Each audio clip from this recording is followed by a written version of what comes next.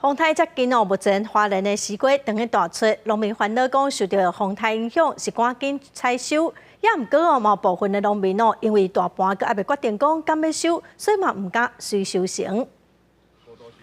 这是花莲寿丰乡木瓜溪的西瓜产区，所生产的果样西瓜全国出名，品质优良，甜度有13度。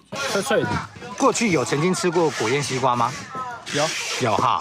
那会觉得说它是最棒的西瓜吗？会啊。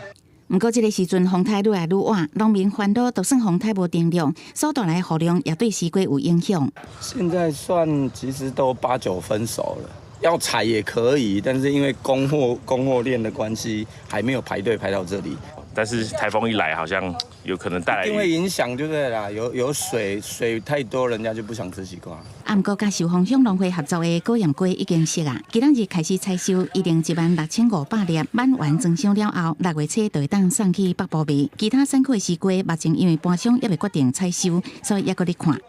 一般的这个瓜农的西瓜是交给大盘商，那大盘商他要取决于说他现在的市场的状况。我们的瓜农比较困难的部分是因为这个大盘商他不见得马上要做一个出货的动作，所以这就是我们讲农友在担的一个比较大的风险在。部分瓜农私底下表示，搬箱购买西瓜是用客造的方式，厂商一定会减少价数来购买，也是讲爱搁放一阵仔的大卖场，才会伫特别熟的时阵才采收。不过，若做风台直接造成灾情，瓜农上界烦恼的就是拄到恶质的搬箱无要标。记者综合报道。